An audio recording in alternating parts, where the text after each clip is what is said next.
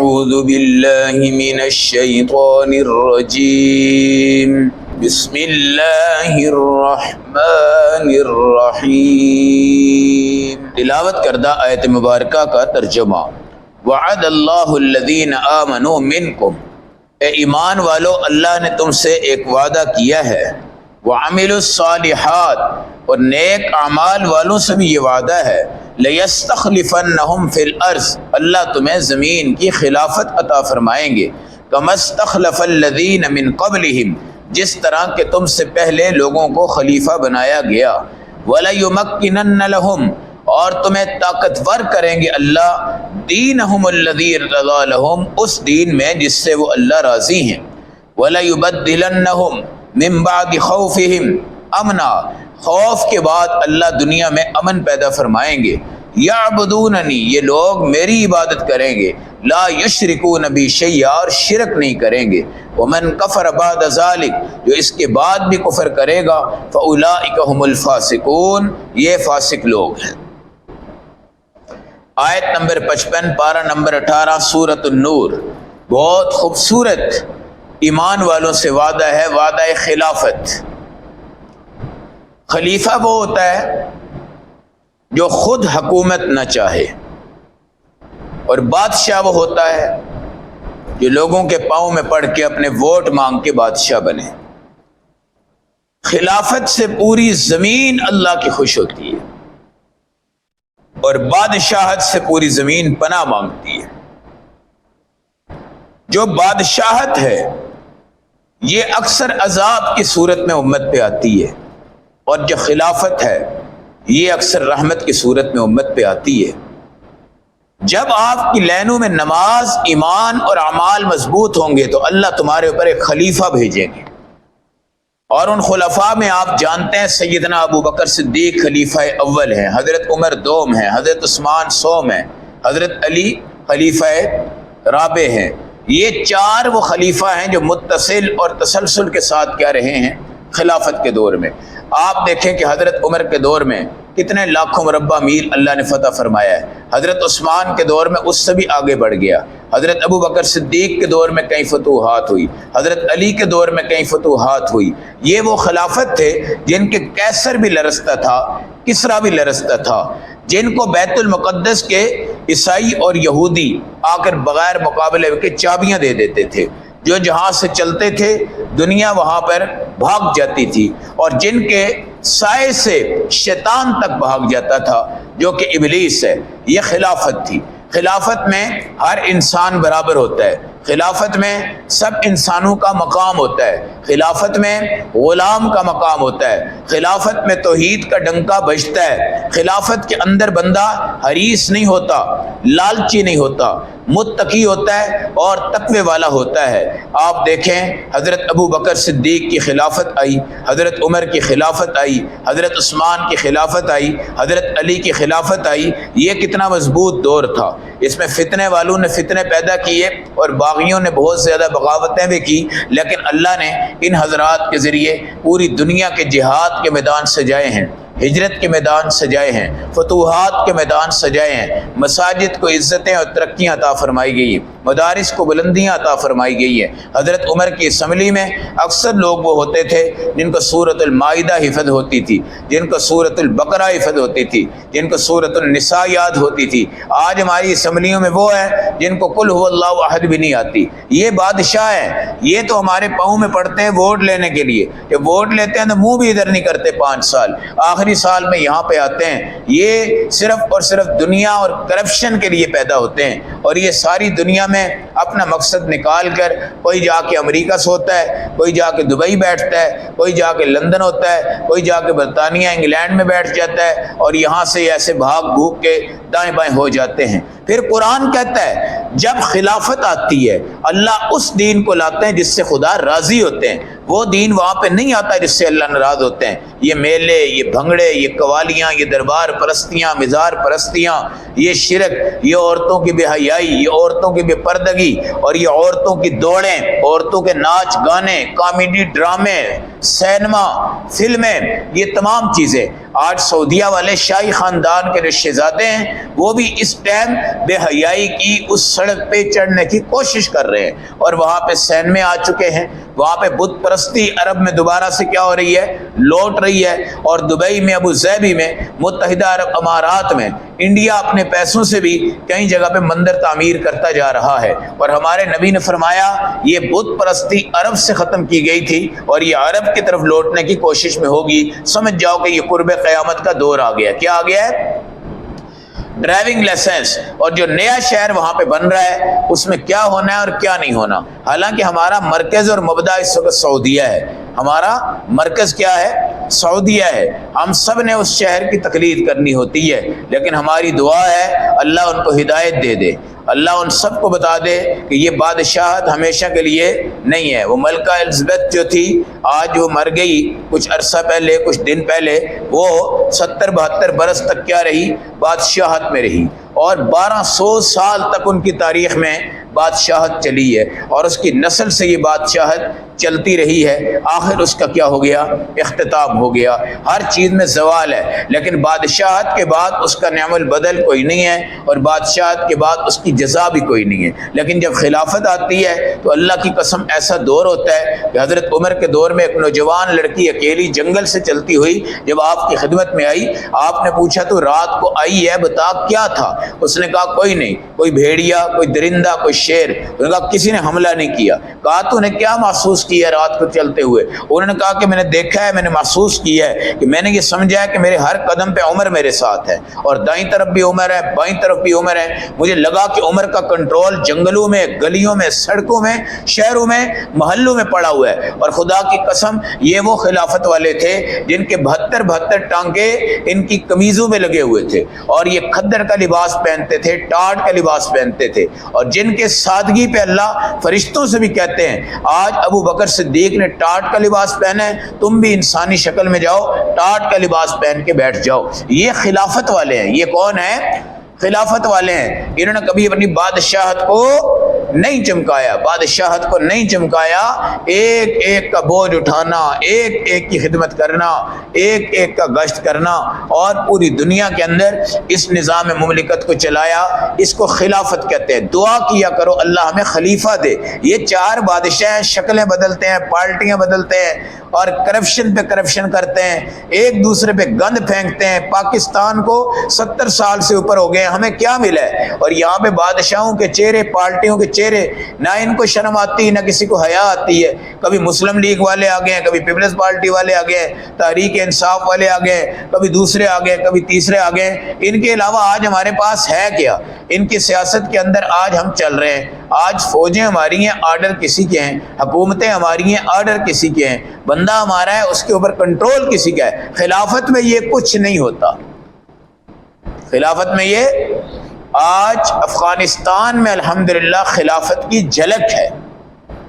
کیا ہے؟ خلافت تو مکمل خیر ابھی نہیں ہے، مگر خلافت کی کیا ہے؟ جھلک ہے۔ ان کے امیر المؤمنین ہیں، امیر المجاہدین ہیں، جس سے پوری دنیا اس ٹائم ڈر کے خدا کی قسم چپ کر کے بیٹھ گئی ہے۔ ان کے پاس وہ طاقت ہے جو رب نے دین کے صدقے عطا کی ہوتی ہے۔ ساری دنیا کے سپر طاقتیں اس ٹائم بالکل مدم ہو کے بیٹھ چکی ہیں۔ ان کو پتا ہے کہ بھائی ان لوگوں کا مقابلہ ہم نہیں کر سکتے، اور یہاں پہ ان کی قید میں امریکہ کی اور یورپ کی جو لڑکیاں آئی، الحمدللہ ان کے بیانات جب آئے تو کئی ہزاروں لوگ مسلمان ہوئے اس بات کو سن کے کہ ان کے اخلاق کیا تھے، ان کے کردار کیا تھے، ان کا نظام کیا تھا۔ وہ ٹکڑے کھا کے، پانی پی کے، چشموں پہ رہ کے، جنگلوں میں سو کے، غاروں میں جا کے، چٹانوں پہ جا کے کس کس جگہ گئے ہیں، اور ان کے اوپر وہ تمام حملے کیے گئے ہیں جو ایٹم بم سے نیچے کے ہوتے ہیں، جو ایٹم بم سے نیچے کے ہوتے ہیں، وہ تمام حملے اٹیک ان پر ہوئے ہیں۔ لیکن الحمدللہ وہاں پہ خلافت ہے۔ کیا ہے؟ خلافت ہے۔ عمر بن عبدالعزیز ایک 5ویں خلیفہ بن کر آئے تھے، اور یہ وہ خلیفہ تھے جن کی قبر کے اوپر آسمان سے پرچی اٹھی تھی اور نیچے آئی تھی، اور لکھا ہوا تھا ھذا لعمر بن عبدالعزیز۔ یہ کس کا اعزاز ہے؟ عمر بن عبد العزیز کا، اللہ نے اس کو جہنم سے براءت کا پروانہ دے کے جنت میں داخلے کا پروانہ دنیا میں عطا کر دیا، اور اس کو قبر میں دفنا رہے ہو، پہلے پرچی پڑھو پھر عمر بن عبد العزیز کو دفنانا ہے۔ وہ سوشل میڈیا پہ ایک بندہ رات کو بیان قلم بند کروا رہا تھا کہ انگلینڈ میں، لندن میں جو یہ گئے ہیں آج کل ہمارے حکمران ہیں، وہ کہتا ہے ایسے ہوٹل میں یہ ٹھہرے ہیں جی جہاں کا کرایہ تقریباً پتہ نہیں $2,000-3,000 ہے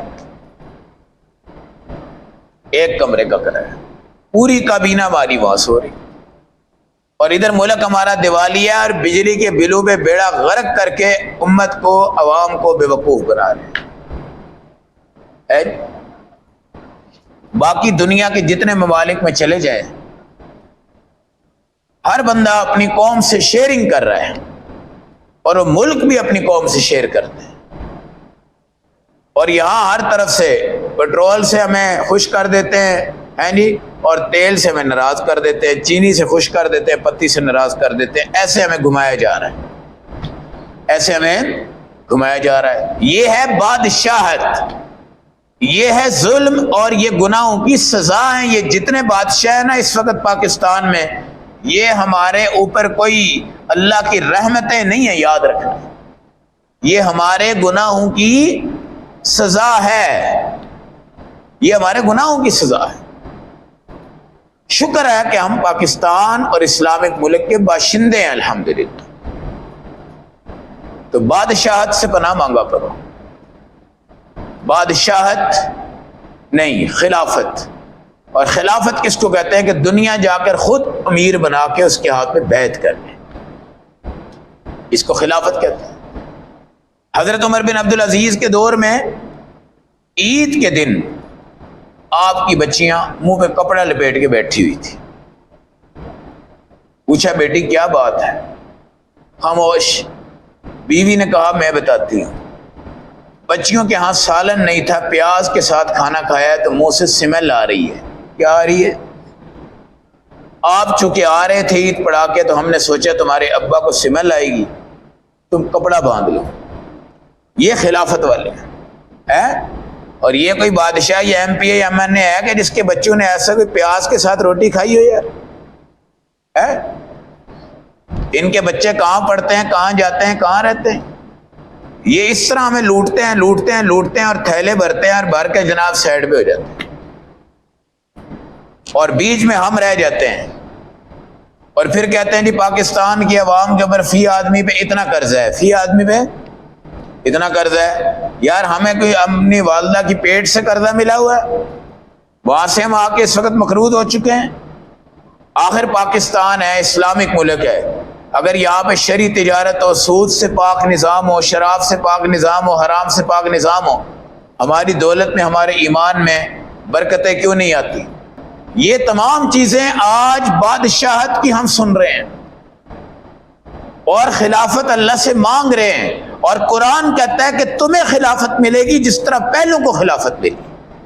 اور یہ وعدہ ہمارے اس پاکستان کے بادشاہ کا نہیں ہے، یہ مالک الملک کا بادشاہ ہے کہ ہمیں خلافت ملے گی انشاءاللہ۔ امام مہدی خلیفہ بن کر آئیں گے، امام مہدی، حضرت عیسیٰ بھی خلافت فی الارض لے کر آئیں گے، اور ان کے دور میں اسلام دور میں چمکے گا، اور بیت المقدس، فلسطین، اسرائیل، ان تمام علاقوں میں خالص اسلام ہوگا، اور یہودی جا کے جان بچائیں گے پتھروں کے پیچھے چھپ کے، اور پتھر مسلمانوں کو بلائیں گے ادھر آؤ ادھر آؤ، بھائی یہ چھپا ہے اس کو مارو، یہ چھپا ہے اس کو مارو، یہ چھپا ہے اس کو مارو۔ ایک درخت ہے غرقت، غرقت، وہ نہیں آواز دے گا، اس کے پیچھے یہودی چھپے گا نا، وہ چپ کرے گا۔ باقی سارے سیب کے درخت، انار کے درخت، شہتوت کے درخت، لیمو کے درخت، جس کے بھی درخت ہے، یہودی چھپ جائے گا، وہ کہیں گے ادھر آ جاؤ اس کو مار دو۔ وہ جو غرقت ہے وہ یہودیوں کا نمائندہ ہوگا، وہ ان کی چغلی نہیں کرے گا، وہ چھپ جائیں گے اس کے پیچھے۔ آج یہ اپنے یورپین ممالک میں غرقت درخت کی پیداوار کو بڑھا رہے ہیں، کیا کر رہے ہیں؟ غرقت درخت کی پیداوار کو بڑھا رہے ہیں. ہم قربان جائیں اپنے نبی صلی اللہ علیہ وسلم پر. آپ نے ایسی چیزیں ہمیں بتا دی ہیں کہ جیسے آنکھوں سے آپ نے دیکھا ہوگا. اور یہودیوں پہ ذلت رہے گی، مسکنت رہے گی. اس ٹائم یہودی ذلت میں آ چکے ہیں. بے شک انہوں نے لڑائی لڑی افغانستان میں، جہاں جہاں بھی لڑی ہے، اور اپنی دنیا اور اس کی دولتیں لگائی، انبار لگائے، پیسہ لگایا، لیکن اللہ نے کیسا ذلیل کیا. یہ ہے خلافت، یہ ہے امامت، یہ ہے نماز. آج ہم سارے بادشاہ مانگتے ہیں، بادشاہ دے دے، بادشاہ دے دے، بادشاہ دے دے، بادشاہ دے دے، بادشاہ دے دے. خلافت چاہیے، خلافت چاہیے، اور خلافت ضرور آئے گی. ڈاکٹر اسرار صاحب رحمۃ اللہ علیہ، اللہ اس شخص کی قبر پہ کروڑوں رحمتیں نازل فرمائے. اس صدی کا بہترین مفکر اور خوبصورت مفسر اور اسلامی اسکالر کے طور پہ بہت دنیا میں کام کیا. ایک ہی آواز تھی کہ ہمیں خلافت چاہیے. کیا چاہیے؟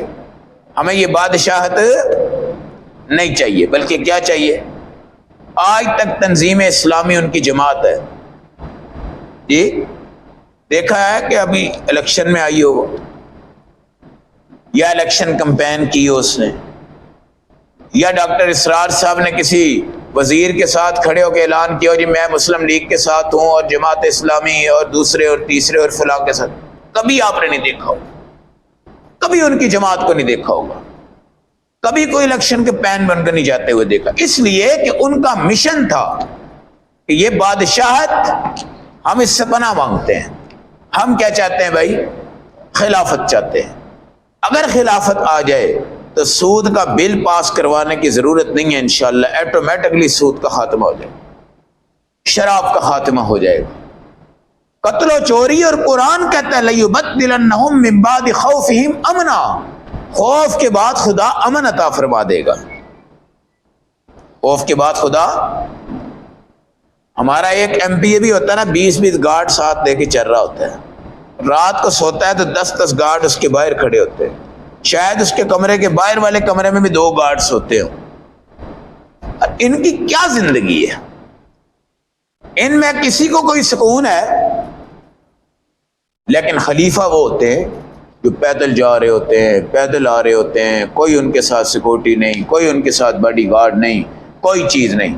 ان کو پتا ہے ہم نے جب تک دنیا میں رہنا ہے تو ایمان کے ساتھ رہنا ہے، جب دنیا سے جانا ہے تو ایمان کے ساتھ جانا ہے. وہ رشوت نہیں لیتے، کرپشن نہیں کرتے، قتل و قتال کے اندر نہیں پڑتے، فتنوں میں نہیں پڑتے، ہر چیز کی سزا کو فوراً نافذ کر دیتے ہیں، ہر چیز کی سزا کو فوراً ختم کر دیتے ہیں. یہ تمام نظام خلافت ہے. کیا ہے؟ خلافت ہے. اور اللہ کہتے ہیں وہ خلافت قائم کریں گے جو خدا کی عبادت کریں اور شرک نہ کریں، شرک نہ کریں. اس ٹائم میرے بھائی ہم چکڑے ہوئے ہیں اور بادشاہوں کے نعرے لگا کے، وزراء کے نعرے لگا کے ہم اپنی زندگی گزارے ہیں. سیاستدار کہتے ہیں یار تم بھوکے مر گئے ہو، تم کس چکر میں نکلے ہوئے ہو؟ وہ کہتے ہیں نہیں جناب ہمارے نظریات بڑے ہیں اور یہ بڑا ہے اور وہ بڑا ہے اور فلاں بڑا ہے. تو یہ خلافت آئے گی انشاءاللہ. اور خلافت اگر آئے گی تو ہمارے اگر ایم پی اے اس وقت کتنے ہیں؟ 300 سے اوپر ہی ہوں گے. اپوزیشن دوسرے تیسرے جو بھی ہیں.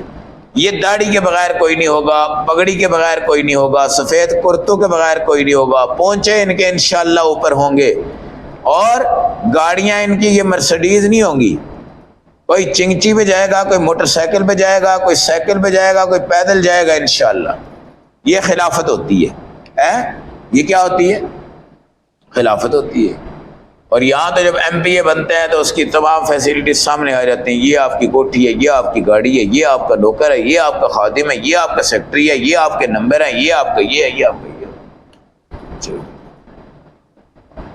یہ خلافت مانگو اللہ سے، خلافت مانگو سجدوں میں اللہ سے. خلافت ملے گی تو پانی میں برکت آئے گی، خلافت ملے گی تو بجلی میں برکت آئے گی، خلافت ملے گی تو وقت میں بارشیں ہوں گی، خلافت آئے گی تو سیلاب سے بچیں گے، خلافت آئے گی تو دریائے نیل بھی اگر بڑھے گا تو حضرت عمر کے خط آ جاتے ہیں رک جا. عمر کہہ رہا ہے رک جا. یہ خلیفہ ہے نا. آج یہ ڈیم کوئی روک سکتے ہیں؟ دریا کوئی روک سکتے ہیں؟ جو روکنے والے سٹاک کرنے والے ڈیم ہیں وہ بھی یہ ہڑپ کر گئے ہیں سارے. کیا کر گئے ہیں؟ ہڑپ کر گئے ہیں. ایک تو کالا باغ ڈیم کی دعا کیا کریں. دوسرے نمبر پہ خلافت فی الارض کی کیا کیا کریں؟ دعا کیا کریں. تیسرے نمبر پہ ان حکمرانوں کو مت دیکھا کریں، اپنے ملک پاکستان اس کی سلامتی کی دعا کیا کریں.